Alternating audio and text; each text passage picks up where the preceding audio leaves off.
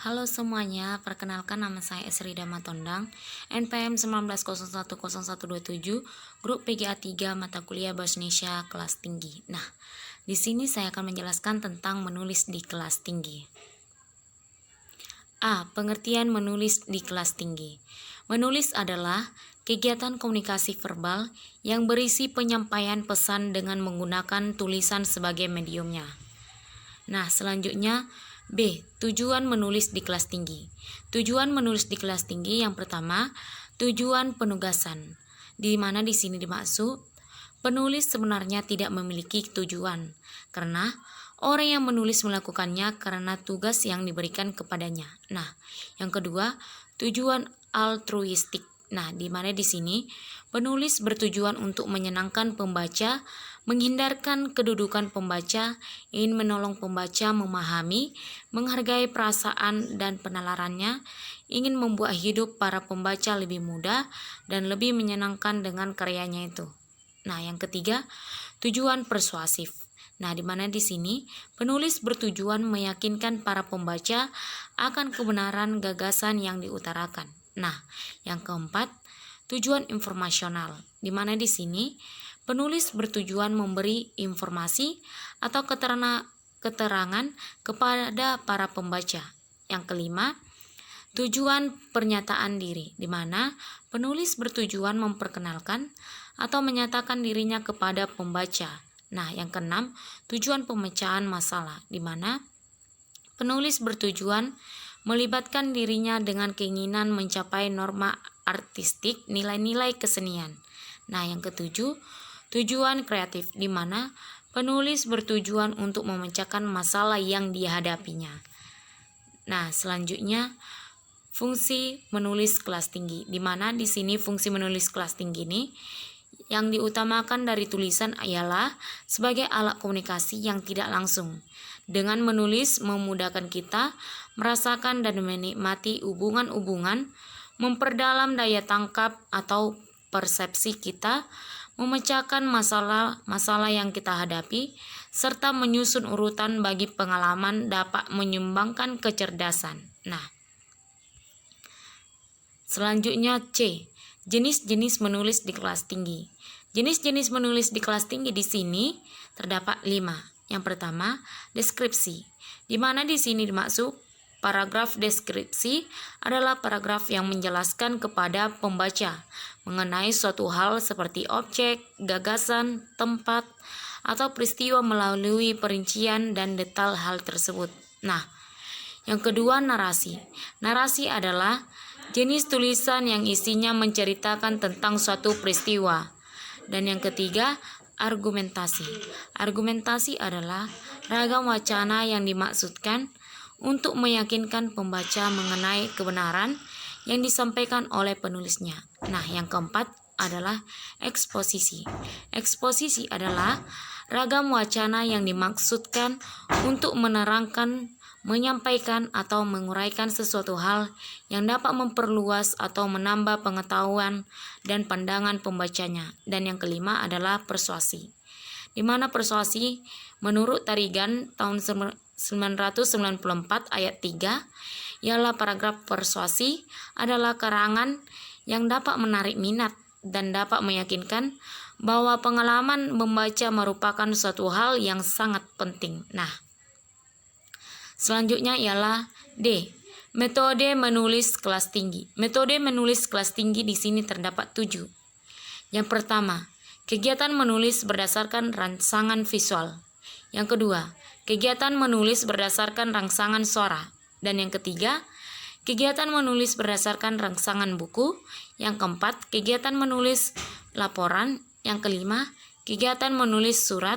Yang keenam, menulis berdasarkan tema tertentu. Dan yang ketujuh, menulis karangan bebas. Nah, selanjutnya ialah E. Pendekatan menulis kelas tinggi.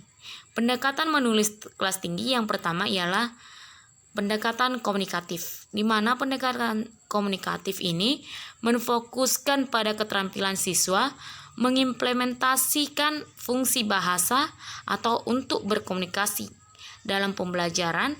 Pendekatan komunikatif ini juga tampak pada pembelajaran. Nah, contohnya di sini mendeskripsikan suatu benda, menulis surat, dan membuat iklan. Nah, yang kedua ialah pendekatan integratif.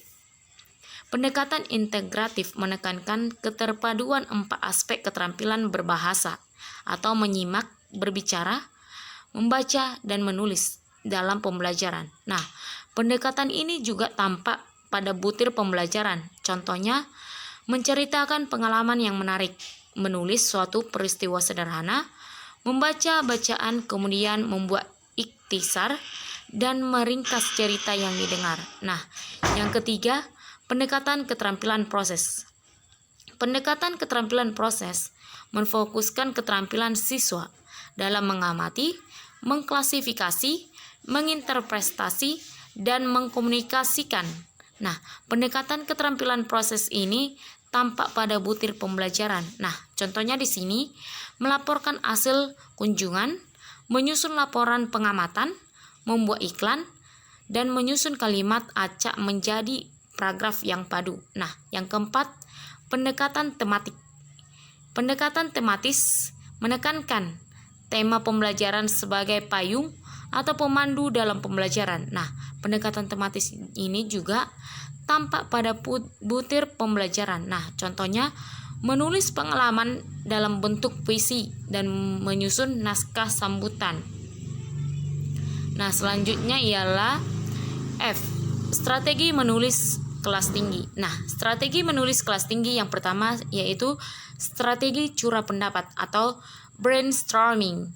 Di mana di sini strategi curah pendapat ini dimaksud dengan memberikan kesempatan kepada siswa untuk mengingat kembali pengalaman bahasanya yang berkaitan dengan tema yang ditentukan. Nah, strategi curah pendapat ini juga dilakukan melalui tanya jawab dan dialog guru siswa.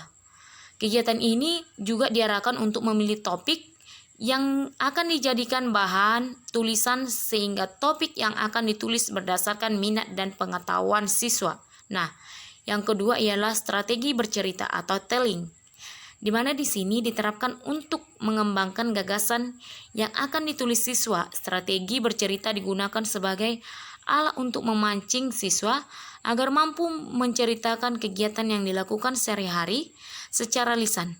Tema yang dipilih dalam penerapan strategi bercerita adalah tema yang berkaitan dengan kehidupan keseharian siswa. Nah, misalnya ialah kegemaran, kegiatan, dan disiplin. Strategi bercerita diterapkan dengan menggunakan metode penjelasan, tanya jawab, percakapan dengan teman sebangku atau in pairs. Nah, yang ketiga ialah strategi amati gambar atau looking picture. Nah, strategi di sini digunakan sebagai pemancing siswa untuk mengemukakan gagasan dalam bentuk kalimat gambar yang digunakan. Nah, yang pertama, menetapkan topik yang sesuai dengan tema yang ditentukan. Yang kedua ialah mengembangkan kalimat gagasan yang mendukung paragraf. Yang ketiga, menetapkan judul. Yang keempat ialah mengorganisasikan kalimat gagasan. Gambar yang dimanfaatkan berasal dari buku Paket Lancar Bahasa Indonesia atau LBI. 2. Berupa gambar sketsa lepas dan gambar seri. Kalimat-kalimat yang diungkapkan siswa dikelompokkan berdasarkan tema dan topik yang sedang dibahas. Nah, yang keempat ialah strategi organisasi gagasan atau organization ideas.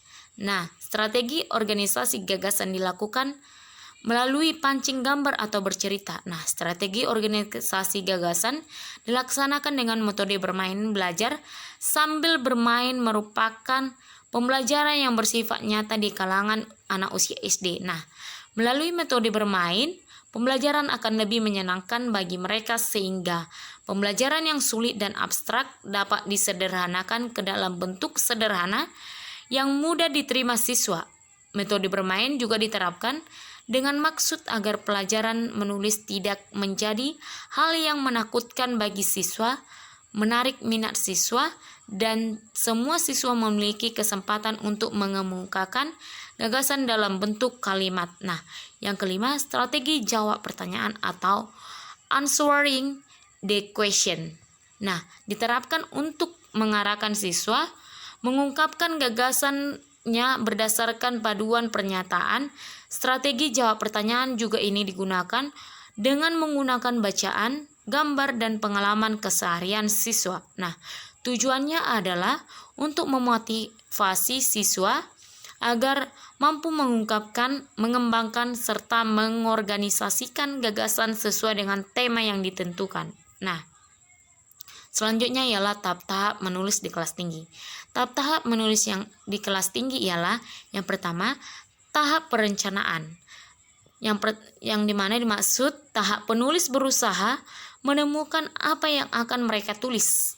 Guru dapat mendorong penemuan topik ini dengan cara ramu pendapat atau brainstorming yang memungkinkan anak berpikir dan menulis berbagai rincian tentang orang, tempat, atau peristiwa yang bermakna bagi mereka. Kadang-kadang guru juga memperkenalkan menulis bebas selama tahapan ini. Nah, yang kedua, penyusunan konsep atau drafting. Nah, di mana di sini dimaksud istilah draft dipilih karena aktivitas menulis dalam tahap bersifat sementara.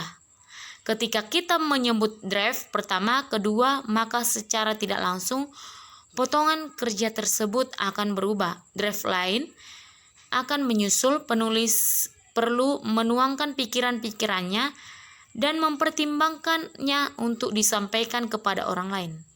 Penulis juga perlu berdialog dengan dirinya selama proses penyusunan konsep.